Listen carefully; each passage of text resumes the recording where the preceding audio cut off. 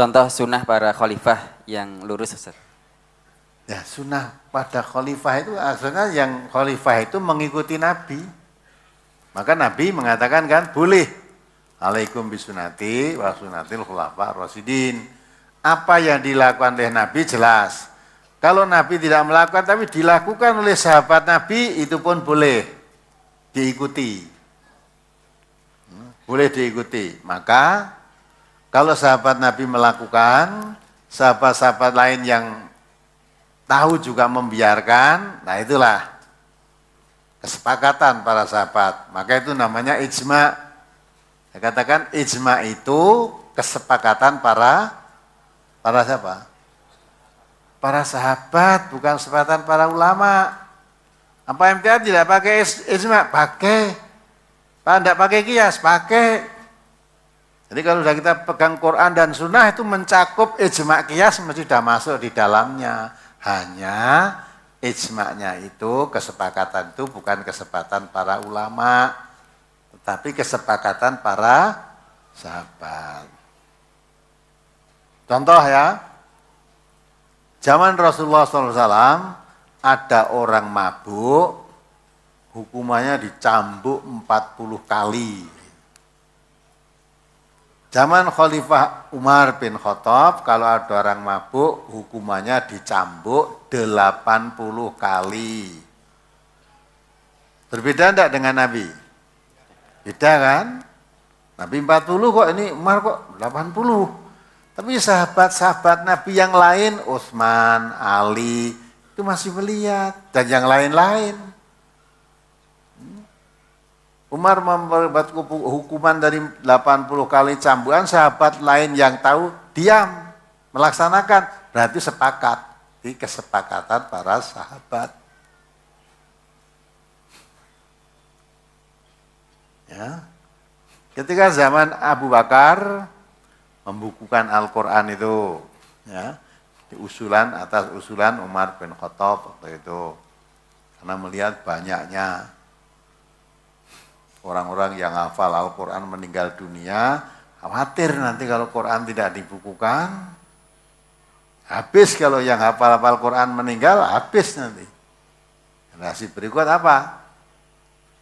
Warisan Nabi Quran akan hilang. Maka akhirnya ditulis, kumpulkan jadi satu mushaf itu. Walaupun awalnya Abu Bakar pun menolak usul Umar itu, awalnya.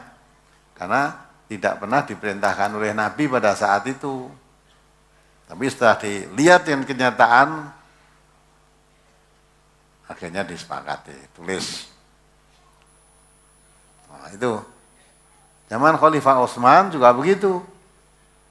Azan Jum'ah pada hari Jumat itu sekali, pada zaman Nabi sekali, pada zaman Abu Bakar sekali, pada zaman Umar sekali. Pada zaman Utsman 2 kali. Yang sekali dilakukan di Aura, di tempat pasar. Ya, mungkin pada saat itu jumlah umat Islam makin banyak, pengeras suara belum ada, gitu dah. Nah, tapi kenyataannya adanya 2 kali. Sahabat Nabi yang lain masih hidup, lihat. Seperti Ali bin Abi Thalib, ya lihat. Tapi membiarkan. Berarti adzan 2 kali pada saat itu disepakati. Kesepakatan para sahabat. Nah itulah yang begitu-begitu. Boleh diikuti. Walaupun Nabi tidak menjalani, kalau sahabat Nabi menjalani boleh diikuti. Ya. Kalau sepakatan ulama, apa yang ulama pernah sepakat? Pernah ulama satunya itu sepakat. Ulama sa-RT wera tahu sepakat. Ulama sa-RT sak masjid gitu ulama ora tahu sepakat. Coba golek sampai sekarang ulama apa yang sepakat? Majelis Ulama pusat sana berfatwa rokok itu haram. Masih adanya ulama yang merokok. Nah, itu Majelis Ulama sudah memutuskan, ulama-ulama sing ngelepis pirang-pirang. Ya berarti kan tidak sepakat itu. Aku harus mengambil kesempatan ulama itu piye? Maksud ulama itu imam 4 itu, apa imam 4 itu dikira sepakat lah? Enggak. Ya. Imam Syafi'i, wanita bersentuhan dengan pria, laki perempuan, suami istri itu kan sudah wudu kok bersentuhan, batal. Ya. Ulama yang lain tidak. Ulama Syafi'i anggap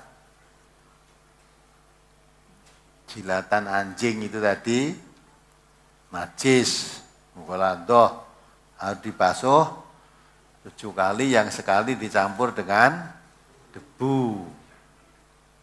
Yang ulama yang lain itu betul, itu kalau menjilat pada bejana, karena dohirnya hadis itu menjilat pada bejana tempat minum manusia ini.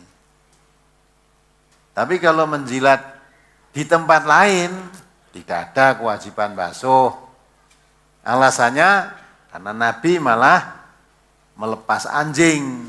Kalau kamu melepas anjing dengan baca basmalah, kemudian menangkap binatang buruan yang ditangkap tadi mati, dibawa pulang, diberikan majikannya atau yang punya anjing, halal dimakan, tidak usah disembelih.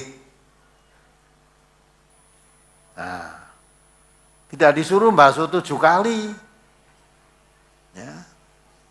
Nah, kira-kira binatang yang ditangkap anjing itu apa enggak kena liur? Kena enggak? Kena.